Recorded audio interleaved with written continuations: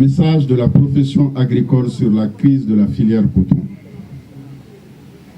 Monsieur le Président des chambres régionales d'agriculture, membres du bureau, Monsieur le Président de la CNOP, Monsieur le Président de l'AOPP, Madame la Présidente des femmes rurales du Mali, Mesdames et Messieurs de la presse, chers invités, bonjour. Je souhaite la bienvenue à ce point de presse qui a pour objectif essentiel d'informer l'opinion nationale et internationale sur la crise actuelle de la filière coton et proposer des solutions dans le cadre de l'apaisement et la décrispation du climat social dans notre pays.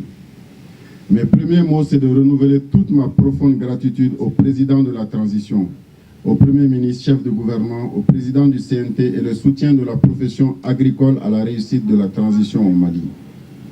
À titre de rappel, lors de mon investiture le 23 mars 2021 au CICB, je me suis engagé à résoudre la crise du coton et d'œuvrer à ce que notre pays redevienne le premier producteur de la sous-région et aussi de défendre partout les intérêts de la profession agricole. Cet engagement personnel lié à la place et à l'importance de la filière coton dans l'économie du Mali, une véritable source de création d'emplois, de revenus pour les producteurs de coton et qui touche plus de 4,5 millions de personnes dans les zones cotonnières. C'est dans ce cadre que j'ai entamé des prises de contact avec les partenaires de l'APECAM, dont le président par intérim de la Confédération des producteurs de coton, des rencontres de concertation avec les présidents des unions secteurs, les présidents des fédérations régionales, les membres du collectif, les fournisseurs d'intrants agricoles, le président de la CNOP et la visite de courtoisie au PDG de la CMDT. Mon ambition, qui a toujours été de rassembler la famille des producteurs pour faire la relance de la filière coton, hélas, cette ambition s'est heurtée aux actions des forces obscures, à l'entretien de la division, à l'utilisation de certains producteurs contre d'autres producteurs. En vue de trouver la solution à la crise, l'APECAM a mis en place une commission de réconciliation et affaires juridiques pour analyser la situation et faire des propositions concrètes de sortie de crise. À l'analyse, on pensait à un malaise, mais on se rend compte tous les jours que la crise est si profonde qu'elle est en train de prendre réellement des dimensions inquiétantes. L'APECAM, en tant que structure de représentation de l'ensemble des acteurs de la profession agricole, se voit dans l'obligation d'agir face au mépris à son endroit et au plan stratégique de la division des producteurs de coton pour régner en seul maître du jeu de la gouvernance de la filière du coton par le PDG de la CMDT. À titre de rappel, les solutions proposées s'appuient sur les recommandations des États généraux du coton tenus en avril 2001, qui ont porté sur le désengagement de la CMDT et des missions de service public en vue de leur transfert à d'autres acteurs, à savoir le recentrage de la CMDT sur sa vocation centrale, qui est le conseil agricole autour du système coton, les activités industrielles et commerciales liées au coton, le transfert et l'approvisionnement en intrants aux producteurs.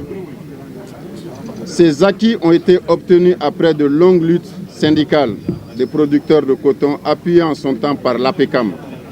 Au regard des résultats des travaux de la Commission, les propositions de solutions sont les suivantes.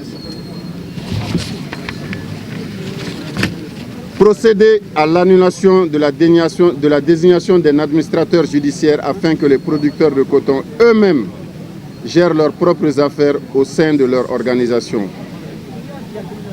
À la demande de l'APECAM, le bureau actuel a accepté d'ouvrir les postes pour mettre en place un bureau consensuel au niveau régional et national.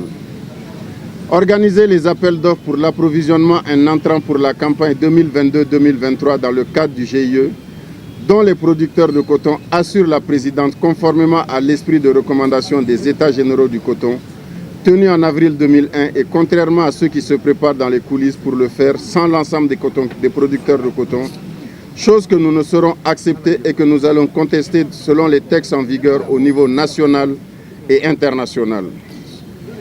Pour ce faire, je lance un appel à tous les producteurs du Mali en général, à tous les producteurs de coton en particulier, à la cohésion nationale, à l'union sacrée pour la sauvegarde des acquis. Je prends l'engagement devant Dieu et les hommes que durant notre mandat, personne, je dis bien personne, ne profitera de sa position, fût-il un ancien ministre de l'Agriculture ou un président-directeur général de la CMDT, pour déstabiliser l'APECAM et la Confédération des producteurs de coton. Jamais je ne laisserai personne nous diviser pour régner et tuer la filière et l'économie de notre pays. Je lance un appel au président de la transition de s'investir personnellement pour la résolution de cette crise qui porte un grand risque sur la stabilité de notre pays. Je réitère encore une fois le soutien de l'APECAM au président de la transition, au Premier ministre et à son gouvernement pour la réussite de la transition. Je prie enfin pour la stabilité du Mali, un pays un et indivisible. Que le bon Dieu, le miséricordieux, nous donne la force et la santé nécessaires de répondre aux immenses attentes des producteurs agricoles du Mali. Fait à Bamako le jeudi 21 octobre, ont signé Sanoussi Bouyassila, président de l'APECAM, M. Ibrahim Koulibaly, président de la CNOP, M. Tchassé Koulibaly, président de l'AOPP, Mme Niagate Gundo Kamisogo, présidente de la FENAFER.